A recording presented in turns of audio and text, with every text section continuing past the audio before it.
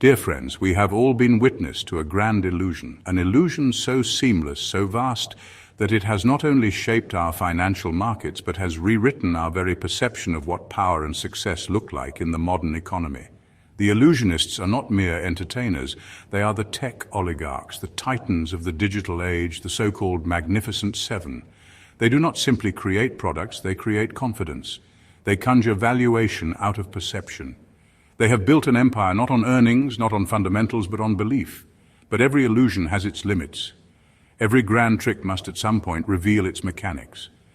And when it does, the audience, investors, policymakers, and the public must decide whether they will continue to believe in the magic or recognize it for what it is, a carefully engineered spectacle built to concentrate power, extract wealth, and sustain dominance at any cost. The first and most essential trick in the illusionist's act is making perception indistinguishable from reality. These companies, Apple, Microsoft, Amazon, Google, Meta, Nvidia, Tesla, do not merely thrive on investor confidence, they manufacture it. Investors seeking security and growth pour capital into these firms because they are seen as too dominant to fail. Their soaring stock valuations reinforce this perception, and in turn the media amplifies their success. Financial news outlets, analysts, and tech evangelists fixate on their trillion-dollar milestones, their market supremacy, their so-called inevitability. This media hype draws in more investors, completing the cycle. But this cycle is not based on fundamentals. It is not based on earnings that justify these valuations. It is not based on technological superiority alone. It is based on a belief that these companies are unstoppable, that their growth is perpetual, that to invest anywhere else is to take unnecessary risk. And so the illusion sustains itself as long as no one looks too closely. Like all great illusionists, these firms do not work alone. Their success is not the result of pure competition, but of strategic interdependence, a web of self-reinforcing investments that inflate each other's valuations. Microsoft invests billions in OpenAI, ensuring that AI development remains dependent on Nvidia's chips.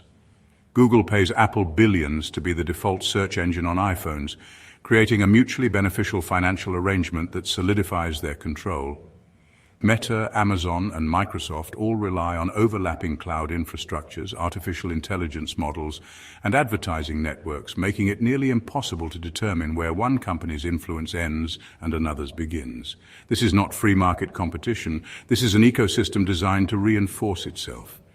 Each deal, each collaboration, each investment serves to bolster valuations, create artificial demand, and sustain the illusion of infinite growth. This is why their stock prices do not simply reflect their earnings, but their perceived inevitability. They do not just profit from the market, they shape it, ensuring that their dominance appears natural, when in reality it is anything but. The illusion does not stop at valuation, it extends into the real world, dictating the very financial structures that sustain these companies. Unlike traditional businesses, which rely on revenue and profit to expand, these firms have transformed their stock price into a financial weapon. A high valuation grants them access to unlimited capital. With soaring stock prices, they can secure credit at low interest rates, borrow vast sums with little scrutiny, and even use their own shares as currency for acquisitions. Their stock price is not just a measure of success, it is their success, leveraged to fuel aggressive expansion, hire top talent, and outcompete any emerging rival before it can become a true threat. This cycle of stock-based expansion does not reward sustainable business models, it rewards momentum. As long as the illusion holds, they can keep growing. As long as investors continue to believe, they can justify any valuation. But what happens when that belief wavers? Every great magic act ends with the reveal, and when the illusion breaks, it does not fade gently, it collapses. We have already seen the first cracks in the performance. Nvidia, the great AI juggernaut, suffered the largest single-day market cap loss in history, shedding nearly $600 billion in value overnight. This was not the result of declining earnings or catastrophic mismanagement. It was the result of perception shifting, of investors realizing, however briefly, that expectations had outpaced reality. And when perception falters, the cycle that once fueled growth reverses with devastating speed. Investors lose confidence, stock prices fall, and access to capital tightens. Companies that once seemed untouchable suddenly face existential threats, not because they are unprofitable, but because they were never designed to function outside of the illusion. This is the fragility of the modern tech oligarchy. They have built themselves not on production, not on sustainable economic principles, but on the manipulation of attention and belief. And history has shown us time and time again that when markets are driven by perception alone, the reckoning is inevitable. The illusionists of the oligarchy will not disappear.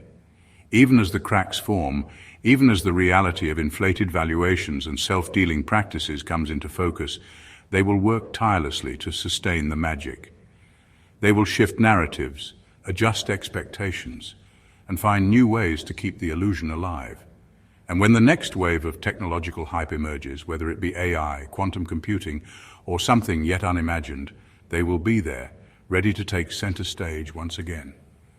But the question is no longer about them. It is about us. Will we continue to believe in the illusion? Will we accept the idea that a handful of corporations should dictate the course of innovation, the structure of markets, and the very shape of our financial reality? Will we let them perform this trick again, knowing full well how it ends? Or will we at last refuse to be fooled? The choice is ours. The illusion only holds if we let it.